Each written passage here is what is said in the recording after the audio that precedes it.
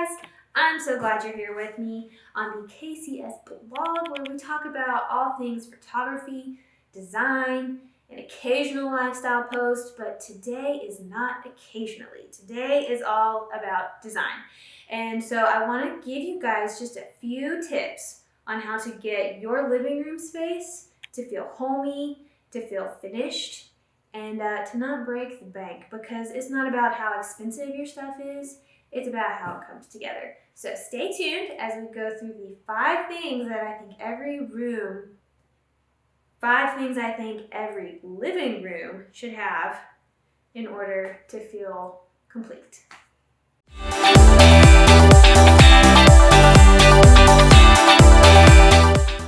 Okay, so the first thing that I feel like you should have, and Kelly would argue the daylights.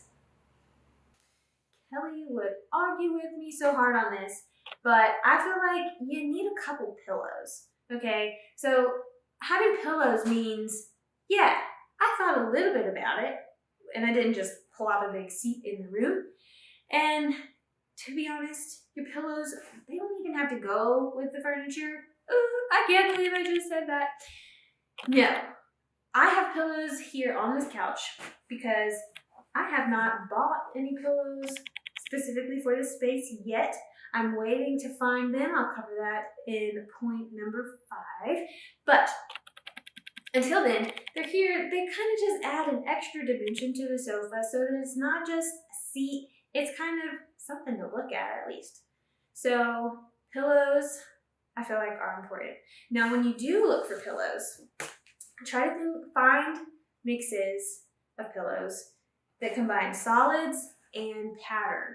Okay, so that way, when you put them all together, you have some dimension. Okay, dimension is important when we're talking about design. Colors are relative. You can mix and match colors as you see fit because it's your eye, it's your space. Don't let anybody tell you otherwise. As long as you like it, we're good to go.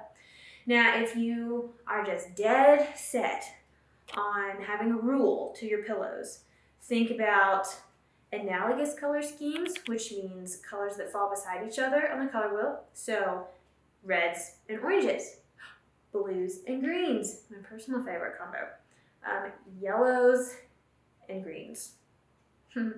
Anyways, so you have analogous color schemes. You also could do complementary color schemes. So these are colors that fall opposite of the color wheel, oranges and blues, which is actually what we have going on in here in this room. We've got oranges on the fireplace in here. Technically, this couch is a yellow-orange color. And by golly, we know the floors in this house are orange. So I have a complementary color scheme going on in my living room. This is not the kitchen. It works really well. Another color scheme you can think about is monochromatic, where you have all one color. I've been seeing this a lot in design trends, where people are going really bold and monochromatic, and it's awesome. Or you can go completely neutral. You guys know I'm a big fan of the black and white, so there's a couple different options if you must have a rule. But at the end of the day, you find a pink pillow, and then you find a green pillow and a purple pillow that you just love. Do it. That's all I can say. All right. The second thing that I think everybody should have in a room to make it feel complete and pulled together is a rug. Rugs do a couple things. One, they bring pattern. As you can see with our rug, we have the blue, but we also have a really visual pattern, and it is the piece in the room that is going to hold the pattern. It's going to create interest, and I just think they're a great way to bring in a whole new dynamic into a space. Plus, they feel good on your feet. You don't have to feel obligated to walk around on someone's dirty floors like mine. Another thing that rugs do is they define a space. If you look at my room here, then you see that I don't have any furniture on the walls, save for the cat tree back to point 5 that's coming up. So I don't have any furniture on the walls, which means that my space is not confined by the walls.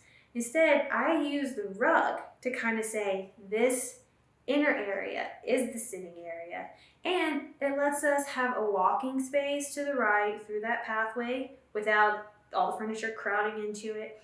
It keeps it central with the fireplace, and it makes the space smaller. Because I'll be honest with you, I hate when living rooms are too big for the furniture. And that happens a lot. You have this humongous space, but it's not laid out correctly. And so it can feel big and disconnected. By having a rug, it automatically brings the space into one central location and identifies, you sit here. You don't sit way over there and we have to holler at each other. So that is 2 reasons I love rugs. So think when you are picking out rugs, there are a couple things you want to think about. Think about how high of a traffic area is it. So you don't want to go spend $5,000 on that Persian, yeah right, you're not going to find $5,000 Persian rug. You don't want to spend $5,000 on a rug that is right at the front door, is going to get walked on with feet and dirt and all these things, and that you can't throw in the washing machine. I don't recommend throwing rugs in the washing machine unless the tag says you can. If you're going to be putting a rug in a high traffic area, try looking for some indoor-outdoor rugs. Those are great options. Those are also great for the dining room, that room, and we'll do that for another day. But this rug is actually, technically, it's an indoor-outdoor rug from West Elm. And it feels great under the feet. You will never know that it can be either way. But all that means, to me, to a consumer, is that if it gets dirty, we'll be able to easily clean it. And it's not going to wear out super fast. Like when my cat runs across it and dives under it and rolls in it. Number 3. The third thing that I think every space should have is some form of accent piece. That can be the rug. If you want the rug to be like, and that's what you want people to look at. In my case, I usually prefer to have a really cool accent chair in the room. You can see this right here on my little side chair. And it just kind of helps identify the style. It brings a little bit of personality in. It helps you bring in more color to the space, a little bit of style, and is additional seating. Oh, and here's the thing. You do not have to have 2 accent chairs in a room. I have seating for 3 people on the couch, 1 person in the chair, 1 person on the ottoman if we end up having a big party in here. 5 people, whoop, whoop. So I love having the accent chair. It's just one more place for people to use, but to also appreciate in the design. The 4th thing I think everyone should have in their room is comfort. Ooh, it's not a tangible thing. It's something that you're just gonna have to keep in mind when you're buying things. Like, nobody ever wants to come into your white leather, super modern straight line room and be like, oh yeah, kick our feet off. Let's have a seat in my blue denim jeans on your white leather sofa. No. Think about how you're going to use the space. Now, if this is a space that's strictly for show, that nobody's ever going to sit in, go out. You get that white leather sofa. But if this is a place where people are going to gather, let's have some comfortable things that people want to sit on. I mean, this sofa here is pretty comfortable. And my personal style is not to take comfort to the extreme. I just don't like the way lazy boys look, even though I do have lazy boys in the entertainment side of the room. And that's about as comfortable as you can get right there. But these right here, you can find comfort in stylish furniture as well. A key thing to that, have something for people to put their feet on, like the ottoman that I have my feet on right now. I am wearing yoga pants. That's what happens when you work from home. So we've covered comfort, we've covered pillows, we've covered rugs, we've covered the accent chairs. Probably the 5th most important thing to bring your room together is adding personality. Oh, personality. It's real. Like, when you walk into a space where you just bought everything all at once, there's no emotion behind it, it kind of feels that, like you just walked into a furniture store. But when you take the time to build your space over time with pieces that you're emotionally connected with, then everything just comes together and it tells a story. So this couch while yes, we went into the furniture store looking for furniture, I didn't even notice this couch. It was not on my radar at all. But when Kelly walked by, he sits down and he goes, ooh, I kind of like this. Whoa, my husband has an opinion on furniture. And it's just a cool story that, I'm emotionally attached to it because he likes it, and that was important to me.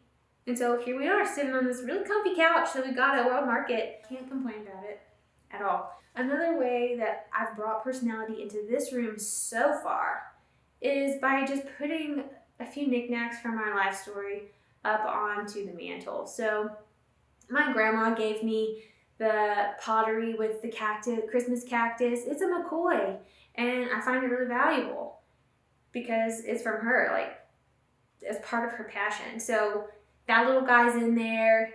Got one of my favorite books, the Homebody book by Joanna Gaines on there because, hello, we're making a design video right now. Plus we got some willow people. Every single piece on that mantle has a story, and that is special to me as well. A third thing, full of personality in this room, is the cat tree. I hate that thing. I hate it so much, but Kimba Cat loves it. And that's really the only place in the house that we can put it where she can hang out and still be with people. So the cat tree won.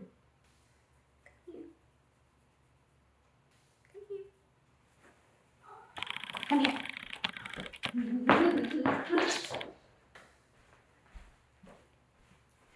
Side clip. This is Kimba Cat. She's the best. She gets her own seat in the room. Isn't that right? You actually have 2 seats, but we're not going to show them your second seat. No. So, personality. Every piece, most of the pieces in here have some kind of story that goes with them. And that is probably like the biggest key to bringing in a space, to making it feel homey, to making it feel like you belong in this space, because these are your stories.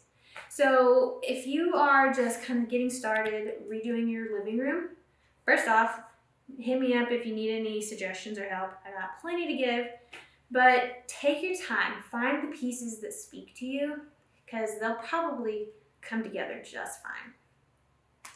All right, guys, thank you so much for tuning in. Like, comment, subscribe. If you got any thoughts or feedback on this or any other things that are critical to making a design space, let me know below. And I hope you guys have a really great day.